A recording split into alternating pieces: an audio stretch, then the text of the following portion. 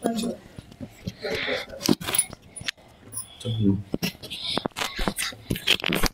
స్తోత్రాలు. మీ అందరికి వందనాలు.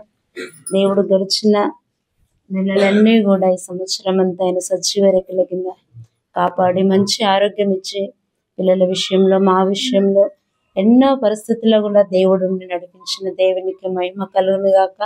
దేవుడు నిజంగా మా జీవితంలో ఎన్నో మేలు చేసిండు. ఈ సంవత్సరంలో ప్లాట్ని ఇచ్చిండు దేవుడు, అదేవిధంగా బండ్లను కూడా ఇచ్చిండు. ఆ బండ్లకు కావలసినది దేవుడు అన్ని సమకూర్చి నడిపిస్తున్న దేవునికి మహిమ కలుగును గాక. ఇంకా నా పిల్లల విషయంలో కూడా దేవుడు చేసిన మేళ్లను బట్టి దేవునికి కృతజ్ఞతలు చెల్లిస్తున్నాను. మరి చదువు విషయంలో ప్రణయమున్న గడిచిన ఒక 2 నెలల క్రితం యాక్సిడెంట్ అయింది, మీకు అందరూ తెలుసు. కానీ దేవుడు ఏ అపాయము కాకుండా దేవుడు కాపాడినందుకు దేవునికి మహిమ కలుగును గాక. అదేవిధంగా నేను ఎంత ప్రణయ్ కోసమే ప్రార్థిస్తున్నాను. ఎందుకంటే మొదటి అదేంటిది గర్భఫలాన్ని దేవునికి ఇవ్వాలని అడిగినప్పుడు నేను ఎంతగానో ఆ విషయంలో ప్రార్థిస్తాను. ప్రభా, నువ్వు నాకు ఇచ్చిన ఆ మొదటి ఫలమును నువ్వు వాడుకోమని నేను ప్రార్థిస్తా. నిజంగా నేను అనుకోకుండా ఆ విషయంలో మొన్న 25th రోజు అతనితో పాటు ఉన్న స్నేహితులందరూ తీసుకొని చర్చికి వెళ్ళడం జరిగింది.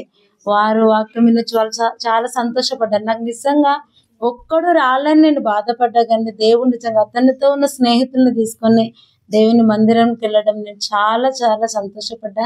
మీరందరూ కూడా ప్రార్థించండి.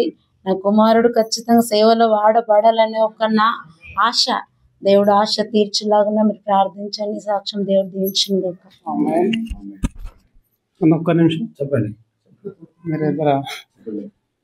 సరే, దేవునికి స్తోత్రం. మీ అందరికి వందనాలు. దేవుడు మీ మధ్యలో మమ్మల్ని నిలుపుకోవడం కూడా మాకు ఎంతగానో సంతోషంగా ఉన్నది. ఎందుకంటే మేము ఎక్కడనో అనుకున్నాం, కానీ ఒక నీటి కాల్లో ఎవరినో నాటబడిన మొక్కలాగానే అనిపిస్తుంది. ఎందుకంటే మీలో ఉండడం చాలా సంతోషం. ఎవరినైనా మేము తెలిసో తెలియకుండా బాధ పెడుతుంటే దయచేసి క్షమించండి.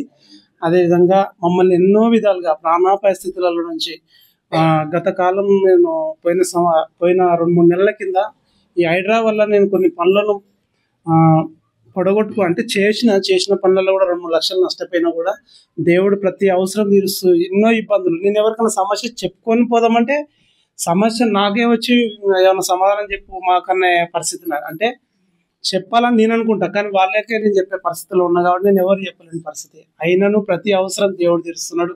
అన్న కూడా మంచి వాక్యాలు చెప్పడం, అక్క కూడా బలపరచడం, మాకు కూడా కుటుంబంలో అయితే ఇక్కడికి వచ్చిన తర్వాత చాలా సంతోషంలో, అంటే ఎంత ఇరుకైన మార్గంలో నడవచ్చు అనే ఒక ధీమా మాకు ఇక్కడ దొరకడం ఆ దేవునికి మహిమగలను గాక. ఇక్కడ మనం ఉన్న పరిస్థితిని బట్టి చూసినట్టయితే మనకు సాక్ష్యమే ఇది, కానీ టైం లేదు. ఇక్కడ సండే ఏమంటారు దీన్ని ట్యూషన్ జరగడం వల్ల కానీ ప్రార్థించడం వల్ల కానీ మనల్ని అందరినీ ఈరోజు గౌరవిస్తున్నారంటే ఇవన్నీ కార్యక్రమాలు దేవుడు ఇక్కడ జరిగించడం వల్లనే. మనకి ఎవరు కూడా విలువ లేకుండా అందరినీ విలువతోడు చూస్తారు ఇక్కడ ఉన్న ప్రజలు.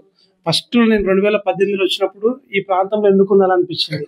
అలాంటిది దేవుడు ఈ ప్రాంతాన్ని వెలిగించడానికే మిమ్మల్ని అయ్యగారిని ఏర్పరచుకోవడం జరిగింది. ఇంతవరకు మీతో నడిచే కృప దేవుడు ఇచ్చినందుకు మహిమ కలుగును గాక.